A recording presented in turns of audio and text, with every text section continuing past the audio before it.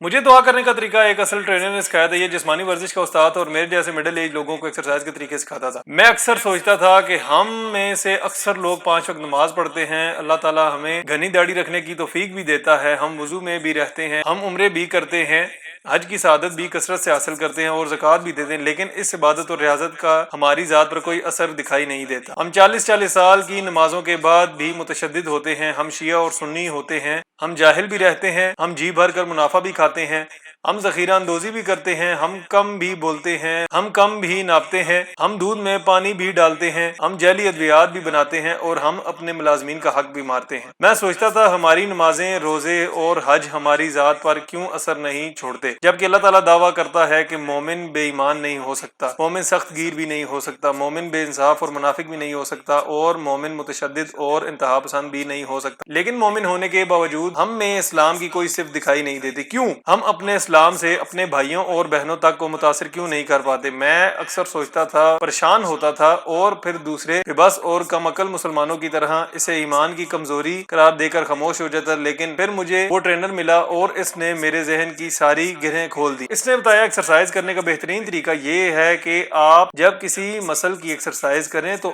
آپ دوران ایکسرسائز اس مسل کے بارے میں سوچیں. اس کا کہنا تھا مثلا آپ اگر بازوؤں کی ایکسرسائز کر رہے ہیں, آپ بازوؤں کی مدد سے وزن اٹھا رہے ہیں, تو آپ کو اپنی ذہنی یکسوئی بازوؤں پر رکھنی چاہیے. آپ کے بازوؤں کے مسل بہت جلد ڈیولپ ہو جائیں گے. اسی طرح آپ چھاتی کے ایکسرسائز کر رہے ہوں تو آپ ایکسرسائز کے دوران چھاتی کے بارے میں سوچیں, آپ کی چھاتی کے مسل پھیل جائیں گے. اس کا کہنا تھا کہ ہمارا دماغ طاقت کا ہیڈ کوارٹر ہوتا ہے. ہم جب اس ہیڈ کوارٹر کے بغیر ایکسرسائز کرتے ہیں تو ہمارے مسل پر وزن, بوجھ یا کھچاؤ تو آتا ہے, لیکن انہیں یہ طاقت نہیں ملتی, چنانچہ اس رفتار سے نہیں بڑھتے جس رفتار سے ہم انہیں بڑھانا چاہتے ہیں. اس کا کہنا تھا ہم جب اپنے بازوؤں پر وزن ڈالتے ہوئے بازوؤں کے بارے میں سوچتے ہیں تو ہمارے ہیڈ کوارٹر میں جمع طاقت بازوؤں پر شفٹ ہو جاتی ہے, اور یوں بازوؤں کو اندر اور باہر دونوں طرف سے طاقت ملتی ہے اور ہمارے بازوؤں کے مسل پھیلنے لگتے ہیں. اس کا کہنا تھا یکسوئی کے بغیر مسل پھیلتے ہیں, لیکن ان کے پھیلنے کی شرح محض 30% ہوتی ہے, اور ہم اگر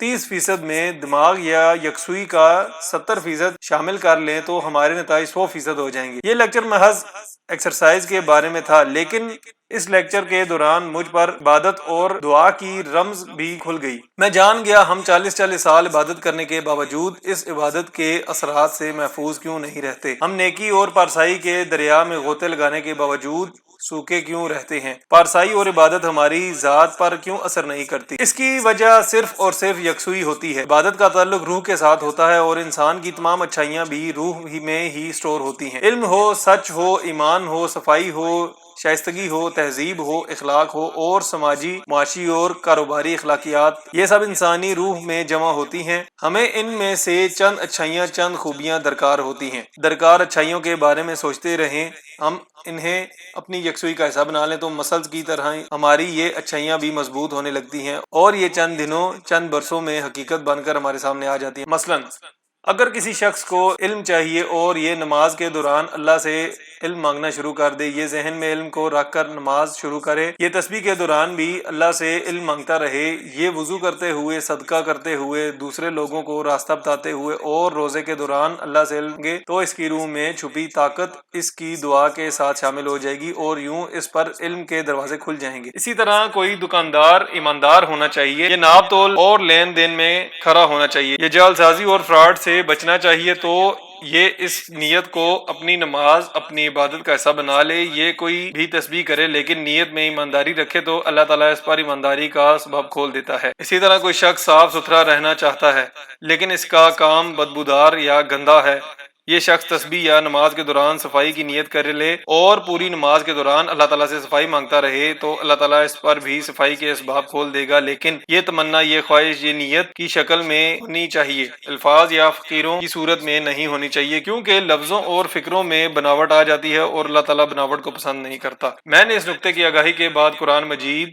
احادیث مبارکہ اور سیرت طیبہ کا مطالعہ کیا تو معلوم ہوا پورا قرآن مجید, احادیث اور سیرت इसी नुक्ते के इर्द गिर्द फैली है। पूरी नमाज, पूरे रोजे, पूरे उम्रे और पूरा हज इसी नुक्ते के गिर्द घूमता है। नमाज की जुबान अरबी है और अरब नमाज के दौरान अल्लाह ताला से वो कुछ मांगते हैं जिनकी इनको जरूरत होती है और अल्लाह ताला इन पर असबाब खोल देता है। हमारी जुबान अरबी नहीं, चनांचे हमने नमाज रट रखी है और हम ये रटी हुई नमाज मैकेनिकल अंदाज में पढ़कर वापस आ जाते हैं। आप आज से गौर करें, हम में से अक्सर लोगों का दिमाग नमाज के दौरान मुख्तलिफ सिमतों में भटकता है। हम नमाज के दौरान दिमाग में किसी न किसी के साथ मुकालमा करते हैं, हम कुछ ना कुछ सोच रहे होते हैं, हम पुराने हिसाब जोड़ने में लग जाते हैं या बचपन के बिछड़े हुए दोस्तों को याद करने लगते हैं। हम अगर अपनी सोच की जुबान पर गौर करें तो ये जुबान हमारी मादरी जुबान निकलेगी। गोया हम नमाज अरबी में पढ़ते हैं लेकिन सोच पंजाबी, सिंधी, बलोची या पश्तो में रहे होते हैं। और हमारी ये सोच क्या होती है, ये जो भी हो ये तय है, इसका ताल्लुक नमाज के साथ नहीं होता। चनांचे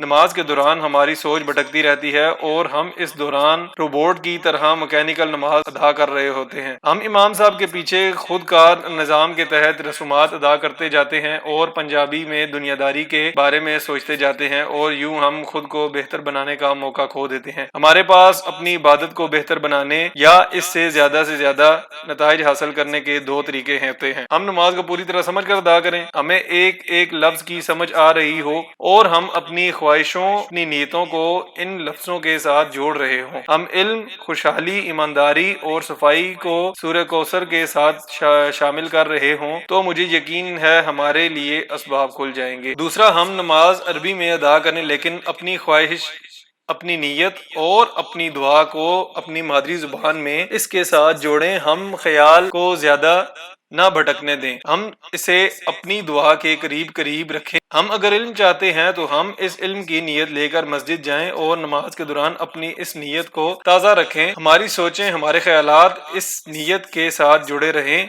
अल्लाह ताला करम करेगा। मैं अल्लाह के करम से पिछले 20 बरस से इस फार्मूले के तहत तस्बीहात कर रहा हूँ और मैंने इन तस्बीहात के दौरान अल्लाह ताला से जो भी मांगा अल्लाह ताला ने करम किया और मुझे इनायत कर दिया। और इस इनायत में ऐसी खामियों से छुटकारा भी शामिल है जिनके बारे में मेरा ख्याल था मेरी फितरत का हिस्सा है और इंसानी फितरत तब्दील नहीं होती। अल्लाह ताला ने मेरी इन खामियों को खूबी में बदल दिया। चनांचे आप मेरे तजर्बे की बुनियाद पर फार्मूला इस्तेमाल कर सकते हैं। अल्लाह ताला आप पर भी करम करेगा।